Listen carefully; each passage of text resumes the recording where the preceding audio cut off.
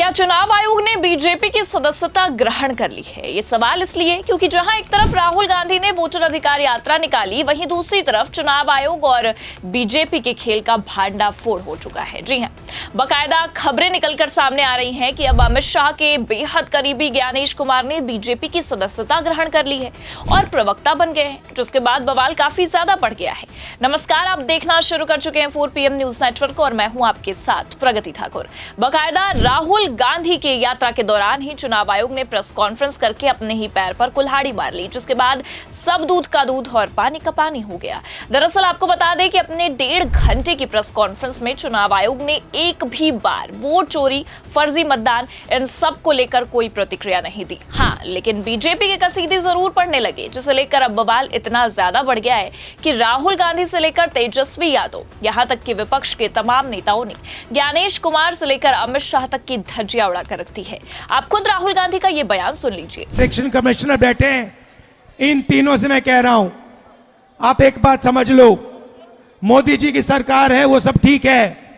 तेजस्वी जी ने कहा आपने बीजेपी की मेंबरशिप ले रखी है, आप बीजेपी के लिए काम कर रहे हो, मगर एक बात समझ लो, एक दिन ऐसा आएगा जब यहां पे बिहार में और दिल्ली में इंडिया गठबंधन की सरकार होगी, फिर हम आप तीनों को देखेंगे, कार्रवाई आपके खिलाफ करेंगे। तो सुना आपने, राहुल गांधी ने भरे मंच से इलेक्शन कमिश्नर, उनकी संस्था और बीजेपी आला कमान सभी को टारगेट करते हुए ये साफ कह दिया कि अभी नरेंद्र मोदी की सरकार है और आप उनके लिए काम कर रहे हैं, लेकिन एक दिन आएगा जब देश और बिहार में इंडिया गठबंधन की सरकार होगी, फिर हम आप तीनों को देखेंगे, आपके खिलाफ कार्रवाई करेंगे। मतलब साफ समझा जा सकता है कि इस दौरान गया जी बिहार से राहुल गांधी भरे मंच से इलेक्शन कमिश्नर को चुनौती देते नजर आ रहे हैं। हालांकि आपको बता दें कि अपने दिए गए इस बयान से पहले भी 1 अगस्त को राहुल गांधी ने यह साफ दावा किया था कि उनके पास एक ऐसा एटम बम है कि जब वो फटेगा तो इलेक्शन कमिश्नर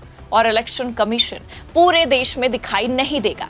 और अब आप देख सकते हैं राहुल गांधी का ये दावा सभी मायनों में सही नजर आ रहा है और साफ दिखाई दे रहा है, क्योंकि 7 अगस्त को जैसे ही राहुल गांधी ने एटम बम फोड़ा, वैसे ही चुनाव आयोग बौखला गया है और बौखलाता हुआ फिर रहा है। सबसे बड़ी बात तो ये भी है कि आप चुनाव आयोग की बौखलाहट इतनी ज्यादा देख लीजिए कि जिस दिन राहुल गांधी ने वोटर अधिकार यात्रा की शुरुआत की, उसी दिन चुनाव आयोग ने भी वोट चोरी पर प्रेस कॉन्फ्रेंस कर लिया। लेकिन हाँ, वो बात अलग है कि प्रेस कॉन्फ्रेंस का मुद्दा जो था वोट चोरी, उस पर ज्ञानेश कुमार ने एक बात ना की, बस बीजेपी के कसीदे पढ़ते ही नजर आए, जिसे लेकर ही अब चुनाव आयोग पर यह आरोप लग रहा है कि चुनाव आयोग ने बीजेपी की सदस्यता ग्रहण कर ली है।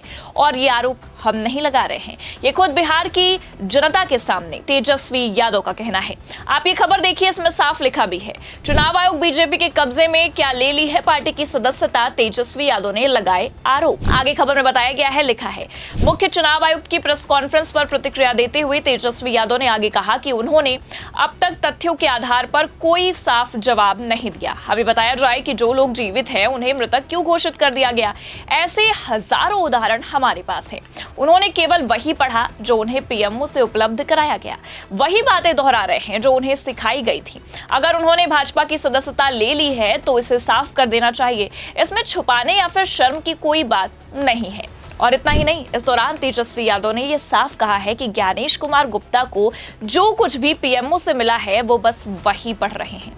आप खुद उनका ये बयान सुनिए। वे तो ज्ञानेश गुप्ता जी को जो पीएमओ से मिला है वो उन्होंने पढ़ा है, बस जो बताया गया वही बोल रहे हैं। अगर उन्होंने भाजपा की सदस्यता ली है तो वो बता दें, इसमें शर्म की कौन सी बात है।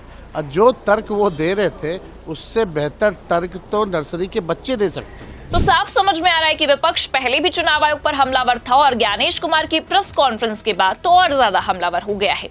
और इतना ही नहीं, बल्कि अब तो एक एक करके चुनाव आयोग के धागे खोलने में लगा है। और ये कहना कि प्रेस कॉन्फ्रेंस में ज्ञानेश कुमार ने जो कुछ भी कहा है, बोला है, उससे ये साफ समझ में आ रहा है कि प्रधानमंत्री से मिली चिट्ठी को ही बस पढ़ा गया है। ये अपने आप में बेहद शर्मनाक बात है, क्योंकि ये आरोप अगर चुनाव आयोग पर लग रहा है तो कहीं ना कहीं चुनाव आयोग ने कुछ ऐसा तो जरूर किया है। और यहाँ केवल राहुल गांधी या तेजस्वी यादव ही नहीं है जिन्होंने ज्ञानेश कुमार पर बीजेपी की सदस्यता ग्रहण करने, बीजेपी का कब्जा होने का आरोप लगाया है। संजय राउत ने तो अमित शाह के भी धागे खोल कर रख दिए हैं।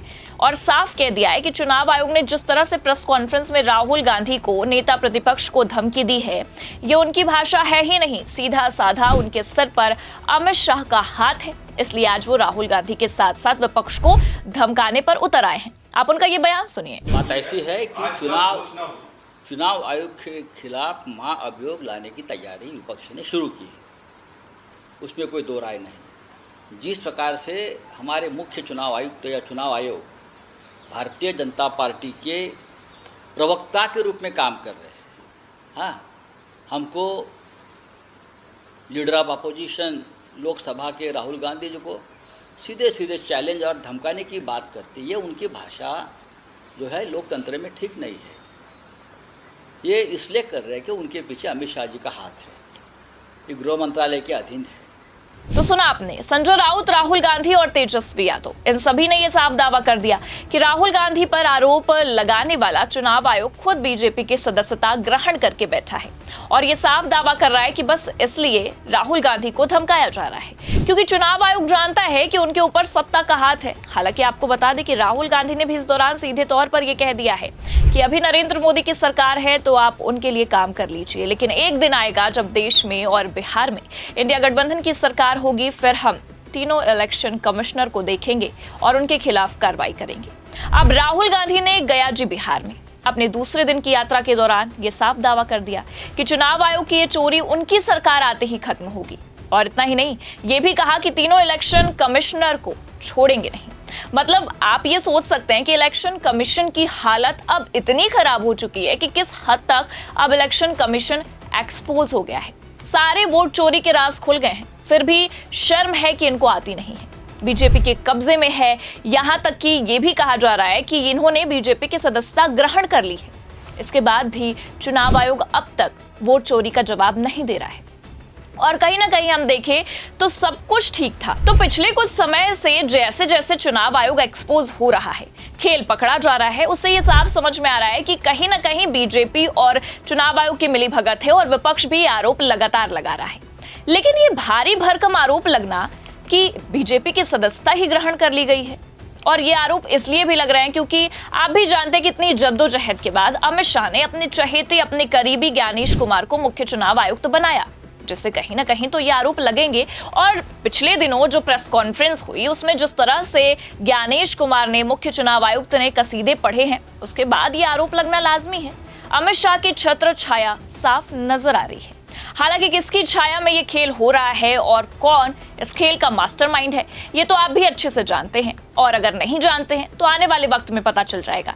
लेकिन जो आरोप लगाया गया है कि ज्ञानेश कुमार ने बीजेपी की सदस्यता ग्रहण कर ली है और प्रवक्ता बन गए हैं, ऐसे में आपको क्या लगता है, क्या ये आरोप सच है? अपनी राय कमेंट करके जरूर बताइए। खबर कैसी लगी लाइक और शेयर जरूर करें और अगर चैनल पर नए हैं तो सब्सक्राइब और ज्वाइन करना ना भूलें। देखते रहिए 4PM न्यूज नेटवर्क। नमस्कार।